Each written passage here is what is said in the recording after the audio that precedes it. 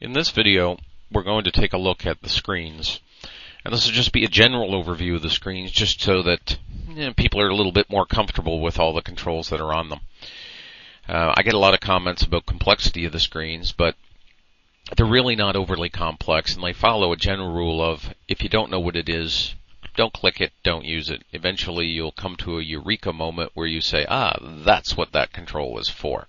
That's a natural progression in using any program, but especially so in Mach3. So let's take a look at the screens. Pay attention when I use certain terminology. It saves a lot of support time. If you send me an email saying the number thingy on X isn't displaying properly, it's just going to cause an email to come back to you saying, do you mean the DRO? You'll see a lot of people on the group correcting people's terminology at times. They're not doing it to be mean. They're actually doing it because it's a lot easier to convey information between us all if we use a standardized terminology at least. That having been said, let's take a look at the screens. Here we are on the program run screen. There are 6 screens across the top. You can see we have program run, which is where we are. We have an MDI, or manual data input screen. We have a toolpath screen, which is good for looking at whatever toolpath you have loaded and seeing what its program limits and so on are.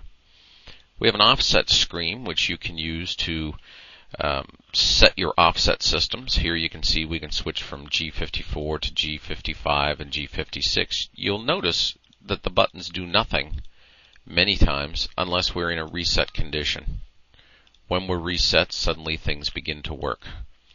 The control internally does not like to do many things if it's not in a safe condition. Switching coordinate systems is one of them. We'll go into this later so that you understand what those all are. We have a settings screen, which is a bit messy and the last screen to be cleaned up. It has special items on it for specific types of uses. Tangential knife control.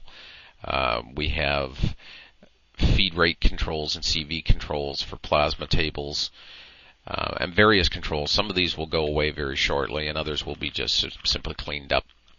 We have the diagnostic screen, which everyone is familiar with from the previous videos. This is probably the most important section up here that shows you the LEDs that you have, LEDs that represent the signals that you have connected to the system. You can see that they're all out on mine, and they should be.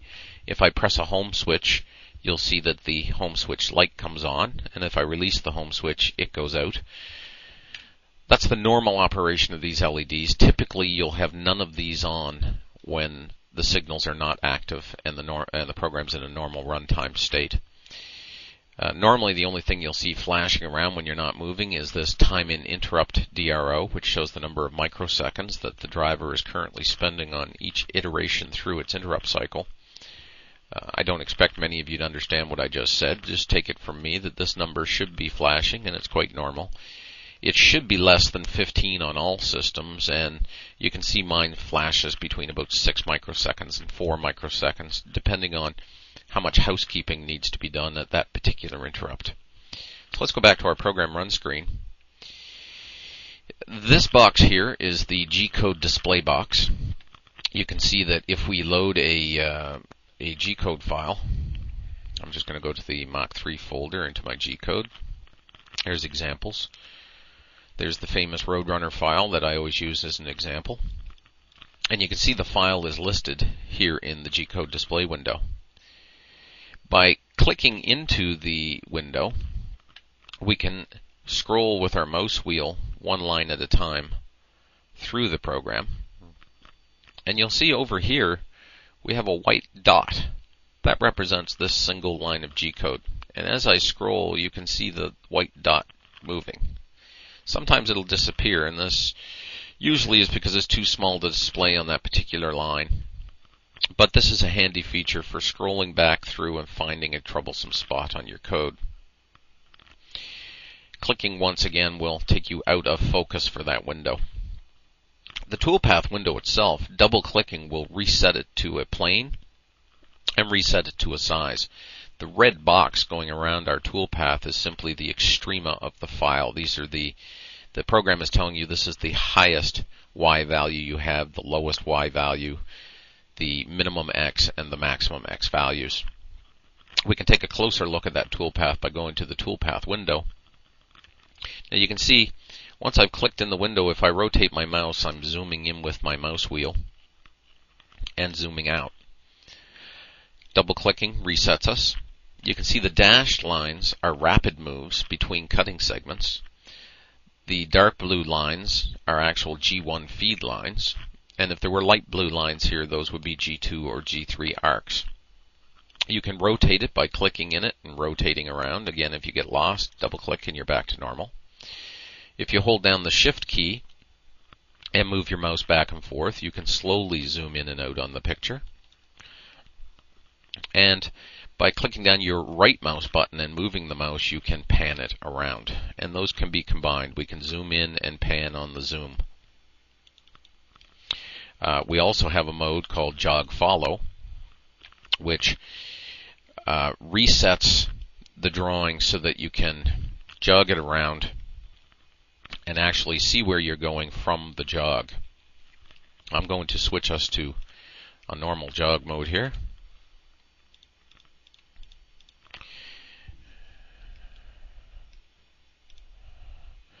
Now, whenever you zero DROs, these are the DROs, by the way, digital readouts, this yellow line, two yellow lines, shows the X and the Y axes intersecting. So at this moment, my tool is centered somewhere up around this Roadrunner's foot. If I jog my axis, you can see that the drawing moves to show where the tool is currently at when I'm in Jog Follow mode. If I turn off Jog Follow mode, the lines move to show you where you would be. Again, double-clicking will reset the system. If you zero DROs, you could just see that those lines moved to the 0 point or the origin point of this piece. It's important, though, whenever you zero DROs, that you do a regen of the toolpath so that the system recoordinates the toolpath display with actual coordinate positions. When you're running a file, here we have a cycle start button. When you're running a file, it will draw in green and show you as it cuts that particular path. Clicking once on the image at any time will clear away that green line so that you can see a little bit clearer in case it's obscuring your view. We have a feed hold button, which, as you can see, stopped the movement, showed us what the next line is, and from there we can hit cycle start and continue. Or, once feed held, we could, for example, hit reverse, and the program begins to run backwards. Hitting feed hold will turn off the reverse mode. Hitting cycle start will go forward again. Reverse is handy for plasma people. It's not real handy for mill, although it is used by some. Stop, of course, stops the program. Stop will stop a program. Hitting the escape button will stop a program, and hitting reset will stop a program. We also have an edit G-code button, which will bring up an editor so that we can edit and change anything in the code that we wish. Closing the editor will automatically reload the file and display any changes that you've made. We can close a G-code file with this button. We can load G-code files with this button, but we have a recent file button which will give us a list of the last 10 files that we've used. We have a rewind button which rewinds the G-code. Single block puts us into a mode where pushing cycle start will execute one line at a time. Turning off single block, we could then continue the cut from there. We'll hit stop and rewind. We have a set next line button. You'll notice if I scroll through this, it tells me which line I'm on. I could either say set next line, in which case the program counters have all been set to this line and pushing start will simply start moving from that point. That's not really a safe way to start a G-code file in the middle. The safest way to start a G-code file in the middle is to scroll your G-code down to the line that you wish to start from and clicking run from here. This will force the program to run the file internally to that line in order to set all previous states to the correct position. You'll see we get a message, press cycle start for preparation move. If we push cycle start, it will tell us where that line in the program is, and it knows we're not there. And it will then go to that position, and we're ready for a cycle start. We have a tool information line, which shows us what our current tool number is, diameter, length of the tool. This light change tool will be flashing when the system is telling us to change our tool, and we'll get a message down here asking us to press cycle start when we have changed our tool. We can turn jog on or off. This button probably doesn't belong in the tool information, but it was a nice spot to put it, and it was empty there anyway. We have an offline mode, which stops any output from going to our motors in case we want to run a simulation and we don't want our motors to move. We have a go to Z button, which means go to zeros. Pressing this button tells all our axes to go to the 0 point. We have a machine coordinates button, which when pressed will show us our machine coordinates of the current position versus our work coordinates. The next video will go into explaining the difference between the two. We have a soft limits button that we can turn on as long as our axis is currently within the width and height of the soft limits that we have set. Again, this will be the subject in the next video as well. Here we have scale values that we can scale an axis. If we were to, for example, type 0.5 in the X scale, we get a warning that the X is now scaled. Hitting Regen Toolpath, we can see that it's now scaled to 0.5 of what it was. Setting this back to 1 will turn off our scale warning, and regenning, we can see that we're now back to a full file. We have a feed rate selector. This is feed rate override. We have units per minute and units per rev that are real-time updates as you're moving. Here we have our spindle speed selection. We can turn a spindle on or off.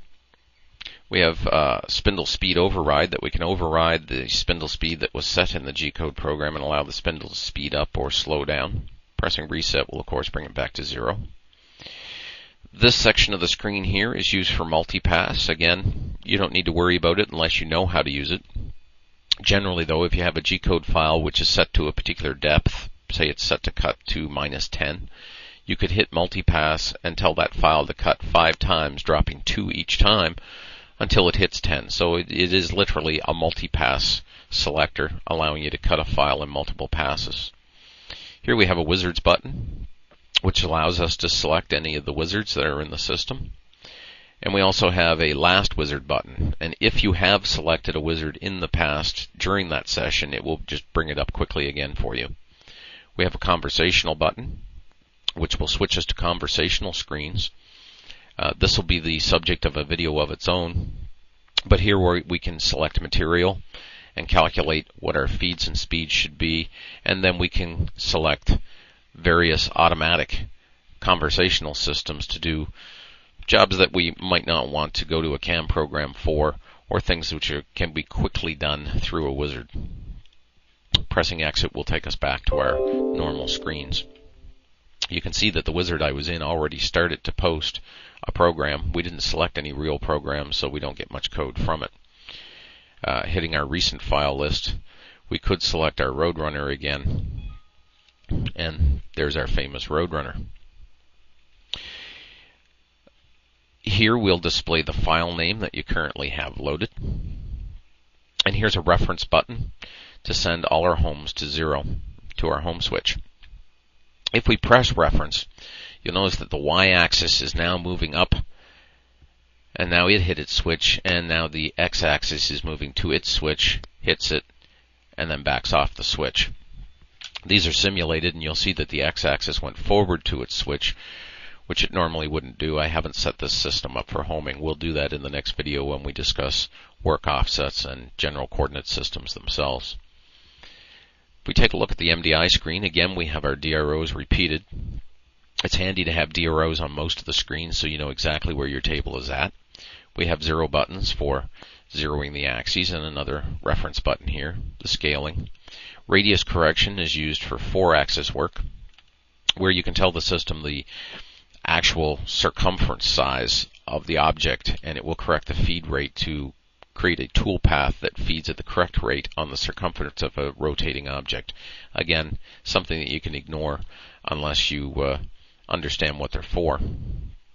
We have dereference all axes, where we can tell the system that we're no longer homed. These LEDs turn green when we are homed. Offline again, machine coordinates. And we have a verify button. The verify button is used if you want to check to see if you've lost any steps in your running of various programs. It will send the axes back to your home switch and then bring them back to where you were when you pressed verify and report to you any lost steps. Scaling off button will turn off any scalings that are in effect. If we had a scale of 0.5 on our X and we wanted to get rid of it, we could just press off. We have a stop button. We have a start teach and a stop teach button. These are teach modes with MDI. You can actually write a program and type in the commands as you go. The teach will remember any commands which are typed here into the MDI and create a G-code program from what you've typed. We have a set variable position. If we go to a particular position, we can say set that as a variable position. And later on in our program, if we're somewhere else, we could say go to variable position and it will return there. Think of this as memory plus on a calculator and memory recall. We've duplicated the feed rate and spindle speed controls here, and the jog on and jog off controls for safety's sake, in case you want to make sure that you don't hit an arrow key and destroy your work while you're playing around. The input line here for MDI records your commands as you type them. If we do a G0, X0, Y0, for example, you can see my axes just moved to 0. And this little box here is a history box, which now displays that command. If we type G0, X10, the history box is just grown by 1. And by pressing the up or down arrows, we can scroll through those settings and recall them. Pressing enter takes any command, and pressing enter on a blank line will exit you from the MDI input. Also, pressing enter while you don't have the line selected will select the line and take it off.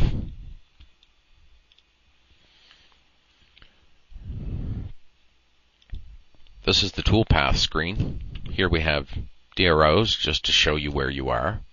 We have program limits that show you the range of the program. So your minimum X, which would be this point here, is 0. Your maximum X is 7.72, which would be this point here. We have a regen toolpath button, which regenerates the toolpath. These are buttons duplicated from the front page. You can rewind a file, single block it, reverse run it, stop it, or feed hold it. You can also estimate a program by hitting Simulate Program Run. No motor movement will occur, and you can see that the DROs are not moving, but the time is counting very quickly up to show you how long this job will take to cut at its current feed rate settings. It takes approximately a minute for every 10 minutes of program run simulation. So if you have a multi-hour job, this can take a little while to figure out exactly how long it's going to take, but it can be useful for calculating an estimate for a customer who wants to know how many hours of time it's going to take to simulate his or to cut his actual job. So this program will take 3 minutes and 56 seconds to cut at its current feed rate settings. We have a run from here button so that you can start the program from any point in it. We have an offsets page.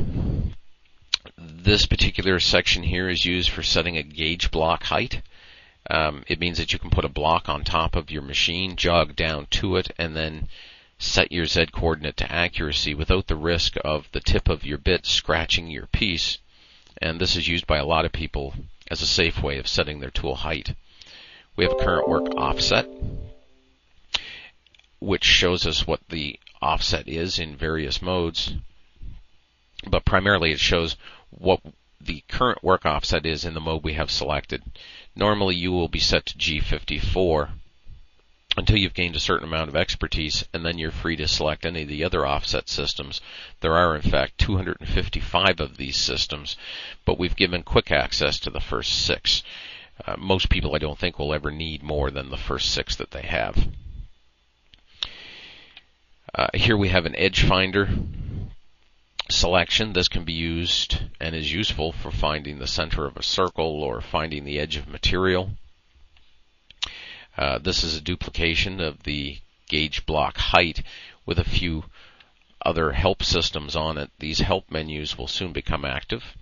We can turn on or off the tool offset as well, as long as we're not in tool 0, which never has an offset in it.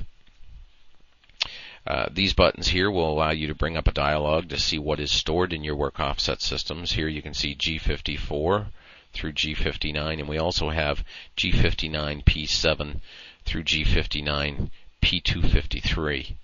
So there's a lot of offset systems that you can use. We also have a tool table, which will show us what is stored for each entry in the tool table. And again, we won't get into that until we've gone through showing you what exactly tool tables are and how to use them. The settings screen, which will change very shortly, is used for special jobs like turning on laser triggers to trigger measurement lasers across a grid of XY coordinates. We can set a rapid override, which slows down or speeds up our rapids. We can tell the system that when input number 4 is coming into the printer port to do a single step whenever it sees it toggle. Various settings, and you should need to use none of these as a beginning user. These are all fairly advanced settings and really aren't necessary for most people. The diagnostic screen has a couple things that are important. One is the pulse frequency. If your system is running properly, you should have a pulse frequency here. You can see that mine is deadlocked at 25,690. This should not vary much. It is a sign of a well-operating system that this number doesn't change and doesn't fly around. It won't affect you if it flies around a little bit, say 10 or so, but typically it should be fairly well locked. Most of the other settings on this screen are not very important to you at all, other than these LEDs. Then we have a tab screen, which is pulled out by pressing the tab key, and these are the jog selections in the system. I'm going to flick back to the program run screen so that we get a better view. You can see that the jog buttons will jog the axes with an on-screen jog. We have a slow jog rate, which we have set to 50% at the moment. Slow jog is what you get when you just simply press the arrow keys. If you look here, you can see my units per minute when I jog is currently 321 millimeters per minute. But if I press, that's a 50% rate.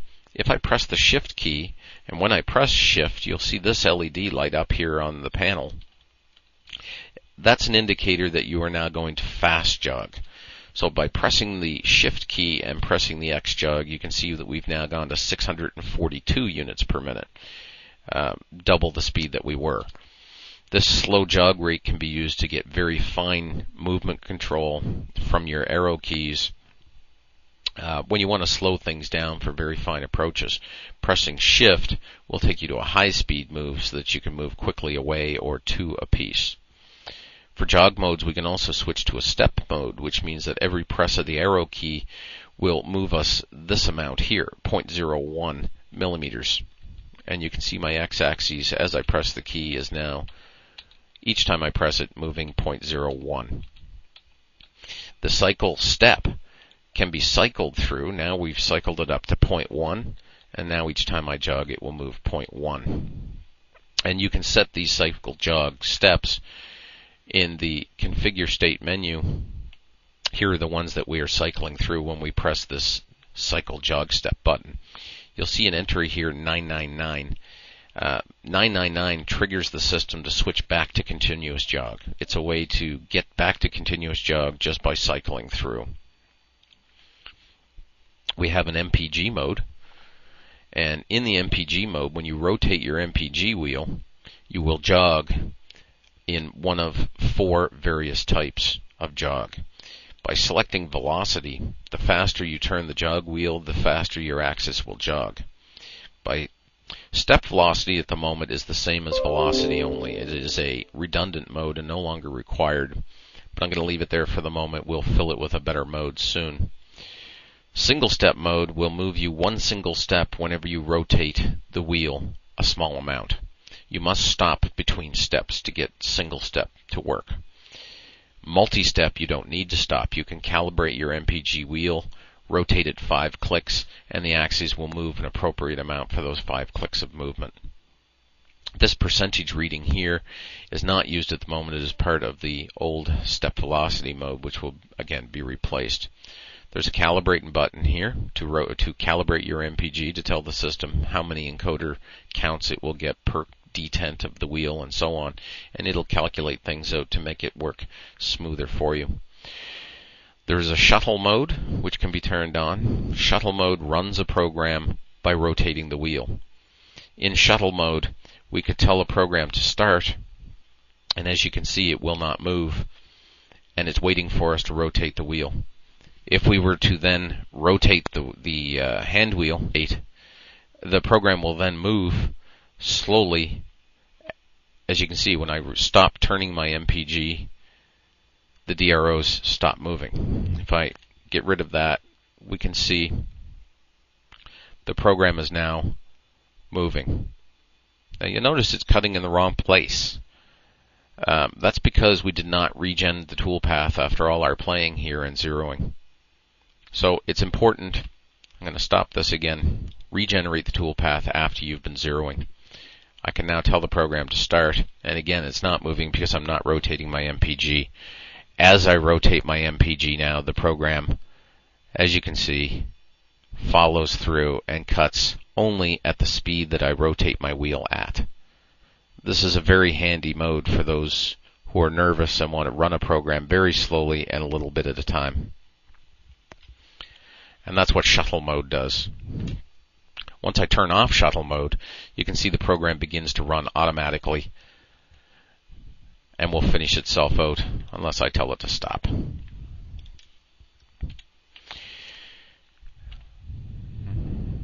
That's about it for the buttons that are on the MPG and jog tab.